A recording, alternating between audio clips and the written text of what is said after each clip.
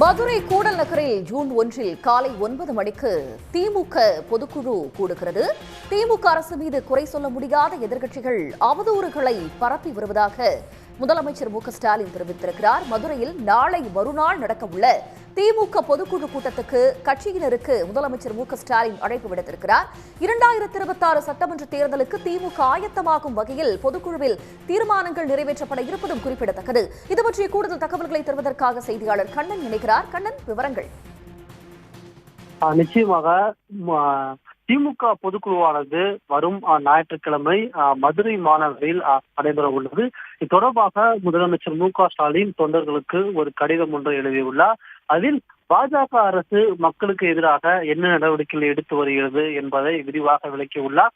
தற்போது வெளியிட்டுள்ள அந்த தங்க நகை கடன் விதிகள் உள்ளிட்ட பல்வேறு விதிகளை ஒன்றிய பாஜக அரசு மக்களுக்கு எதிராக எவ்வாறு செயல்படுத்தி வருகிறது என்பது தொடர்பாக விரிவாக அந்த கடிதத்தில் விளக்கியுள்ளார். மேலும் முந்தைய ஆட்சியாளர்களைப் போல் பதவிக்காக மாநில உரிமைகளை ஒன்றிய அரசிடம் அடகு வைக்கும் வழக்கம் திராவிட மாடல் அரசுக்கு இல்லை என்றும், கல்விக்கான நிதியை ஒன்றிய அரசு தர மறுத்தாலும் அண்ணா தந்த இருமொழி கொள்கையே இங்கே நிலைத்திருக்கும் என்ற உறுதியுடன் மாநில கல்விக்கு அரசின் நிதியில் செலவிடுகிறோம் என்று முதலமைச்சர் மு க ஸ்டாலின் கடிதத்தில் தெரிவித்துள்ளார்.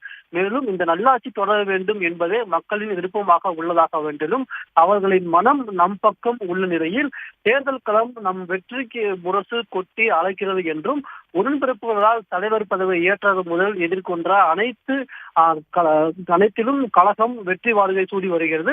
தலைக்காத உழைப்பும் சரியான விகிதம்தான் நமக்கு வெற்றிக்கு அடிப்படை என்றும் தெரிவித்துள்ளார். மேலும் திராவிட மாடல் அரசு மீது குறை சொல்ல முடியாத எதிர்க்கட்சிகள் எதையேனும் இட்டுக்கட்டி அவதூறுகளை பரப்பி பொய் செய்திகளை பூதாகரமாக்கி தங்களின் தோல்விகளிலிருந்து மீட்டெடுக்க முடியுமா என்று கடுமையாக முயற்சி செய்து இருப்பதாகவும் முதலமைச்சர் மு க ஸ்டாலின் தன்னுடைய அறிக்கையில் தெரிவித்துள்ளார். இதனைத் தொடர்ந்து ஜூன் 1 காலை 9 மணிக்கு பொதுக்குழு தொடங்குகிறது என்றும், காலை 8 மணிக்கே அரங்கத்திற்குள் வர வேண்டும் என்றும் முதலமைச்சர் மு க ஸ்டாலின் தெரிவித்துள்ளார். பொதுக்குழு உறுப்பினர்களின் மனம் திறந்த கருத்துக்கள், கழக முன்னோடிகளின் உணர்ச்சி மிக உரைகள், இந்திய அரசியலும் தமிழ்நாட்டு வளர்ச்சியையும் தீர்மானிக்கும் தீர்மானங்கள், அவற்றை செயல்படுத்தான திட்டங்களை முன்வைக்கும் உங்களில் ஒருவனான என்னுடைய உரை மதுரை பொதுக்குழு செறிவான நிகழ்ச்சி நிகழ்வுடன் நடைபெற இருக்கிறது முதலமைச்சர் மு க ஸ்டாலின் தெரிவித்துள்ளார்.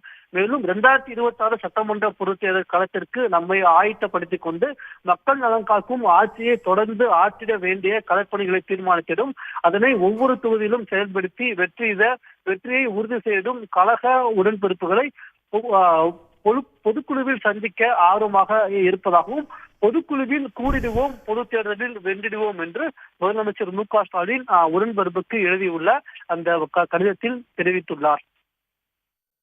தங்களுடைய விவரங்களுக்கு நன்றி கண்ணன். உடனுக்குடன் செய்திகளை தெரிந்து கொள்ள சன் நியூஸ் பெல் ஐகானை கிளிக் பண்ணுங்க.